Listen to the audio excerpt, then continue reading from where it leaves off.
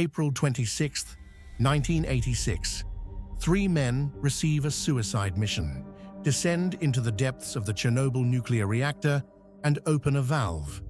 The radiation down there is so intense that the meters simply stop working. Everyone in command knows the truth. They're going to die within days, maybe hours. But here's what nobody expected. These 3 men entered the radioactive water, completed the mission, and came out alive. And even more shocking, one of them is still alive today, nearly 40 years later. How is this possible? What really happens when you enter a zone of extreme radiation? And why do some people survive while others die in agony? Stay until the end, because I'm going to reveal the most extreme cases of radiation exposure, and some will leave you speechless. Before diving into these insane cases, hit that like button now if you think nobody could survive extreme radiation, or comment survivors if you believe the impossible can happen. I want to see your bets before I reveal the truth. Radiation, an invisible force, no smell, no color, no sound. You could be getting bombarded by it right this moment and feel absolutely nothing until it's too late. But here's the mystery that science still can't fully explain. Why do some people exposed to absurd doses of radiation survive, while others with smaller doses die quickly? There are stories that defy everything we know about biology. People who entered zones so radioactive that their Geiger counters exploded and walked out. And there are even more disturbing stories. People who received non-lethal doses but suffered fates worse than death. Today, you're going to learn about the most extreme cases of radiation exposure ever documented. And some of them will completely change what you think about the limits of the human body. Let's go back to Chernobyl, 1986. Reactor 4 exploded. The core is melting down, and beneath it, 2 cooling water pools.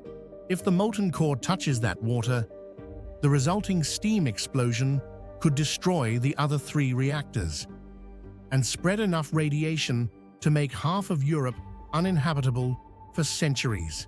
The solution? Someone needs to go down there and open the valves to drain the water. The problem? The radiation is so intense it's measured in deaths per hour. The levels are so high that protective equipment is practically useless. 3 men volunteer. Alexei Ananenko, an engineer who knows the system. Valery Bezpalov, also an engineer. Boris Baranov, a supervisor who guided them with a flashlight. They descend into the darkness, into radioactive water up to their waists. Their dosimeters are beeping uncontrollably. They find the valves, open them. The water starts draining. Mission accomplished. Europe saved. Now comes the part nobody believes. Everyone expected them to die within days.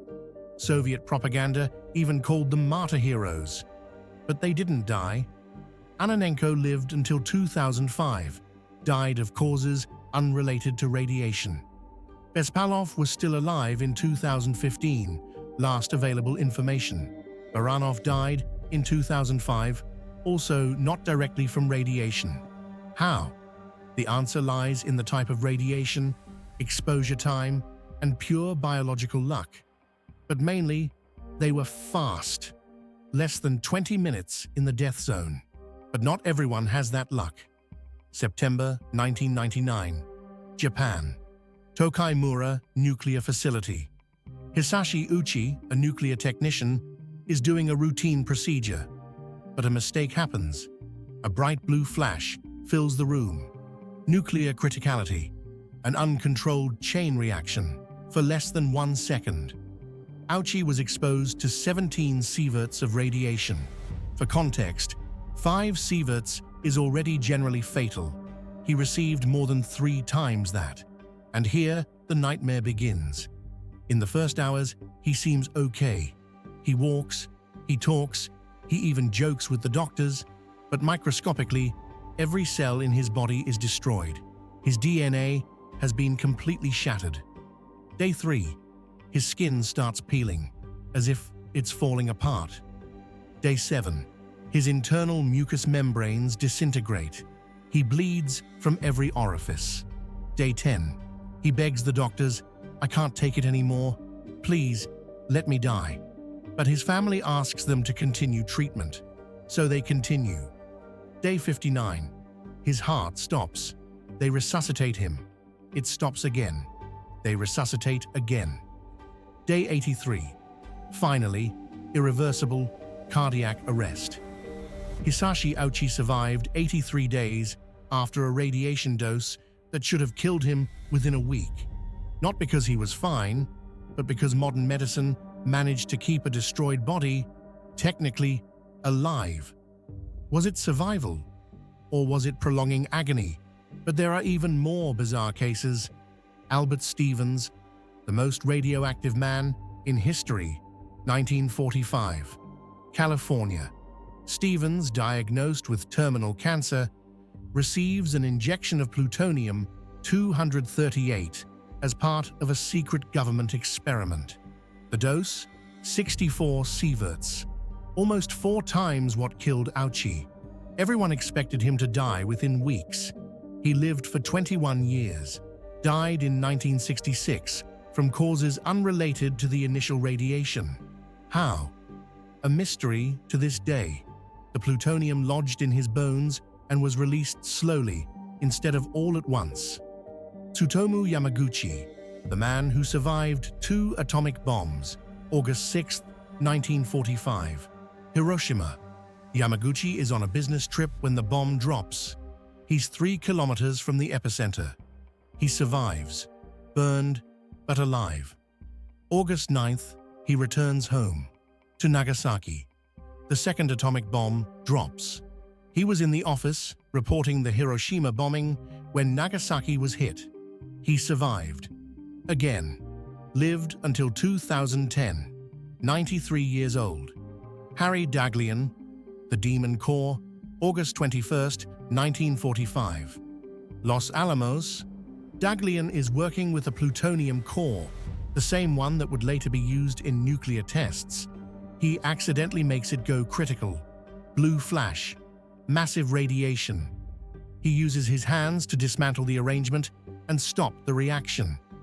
Saves everyone in the room, but exposes himself to a fatal dose. Died 25 days later, in extreme agony, but conscious until near the end, helping doctors document his symptoms for science. So what's the truth about extreme radiation? The answer is, it depends on the type of radiation, the dose, the exposure time, the part of the body hit, and something we still don't fully understand: individual variation in biological resistance. Some people enter death zones and walk out. Others receive sublethal doses and suffer unimaginable fates. The human body is simultaneously incredibly resilient and terribly fragile. And radiation shows us both extremes. But one thing is certain: never underestimate the invisible power of radiation or the courage of those who risk everything to protect us from it. If these cases left you shocked, hit that like button and subscribe to the channel. Every week, I bring fascinating curiosities that will make you question everything. Comment below. Which of these cases surprised you the most? And would you enter a radioactive zone to save thousands of lives? See you next time, and watch out for the blue glow.